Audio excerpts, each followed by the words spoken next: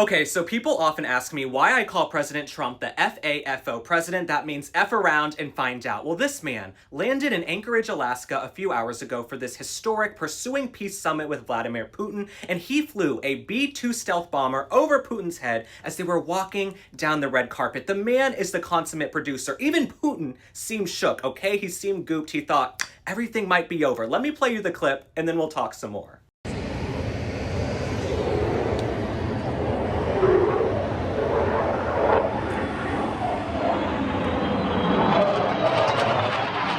As a recovering theater kid, let me just say, I love the theatrics. I love the performance of it all. They're coming down the carpet. The B-2 bombers are going overhead, like on the 4th of July as President Trump was saluting. I think we should have a B-2 bomber fly overhead anytime President Trump does anything. Okay, we should actually make a retractable roof on the Kennedy Center so when he goes to see Les Mis and they reach a crescendo, bring him home, they have a B-2 bomber go overhead. Okay, when he makes a hole-in-one at Bedminster, I want a B-2 bomber to fly over. Sometimes you just have to remind these other countries who the hell the United States of America is. Okay, we have to remind people about the strength and the might of the US military. We want peace. We don't want to use it. We want to be America first, but we will remind you who the F we are if you F around and find out. Like we saw with Operation Midnight Hammer. Okay, President Trump comes back from Bedminster. He goes into the Situation Room. He's got the hat on. Boom, boom, boom. We take out the Iranian nuclear facilities, which they've been talking about for decades. No president had the balls to do it.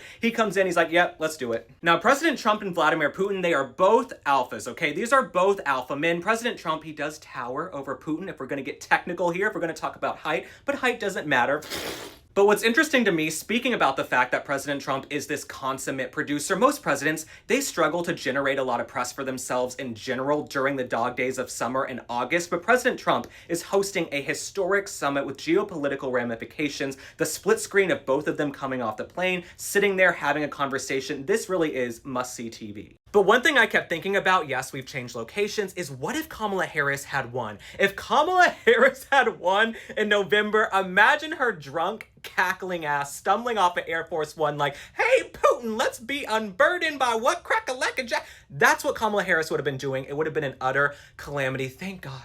Thank God we have someone back in charge who knows what they're doing. All right, my friends, thanks for liking and following. Drop a comment. Tell me how you feel about the optics. How do you feel about this meeting? I'm about to go to an event. Yes, I'll be socializing with other people. I know you ask me all the time, are you going to ever go out of the house? Yes, I've been leaving the house. All right, bye, you guys.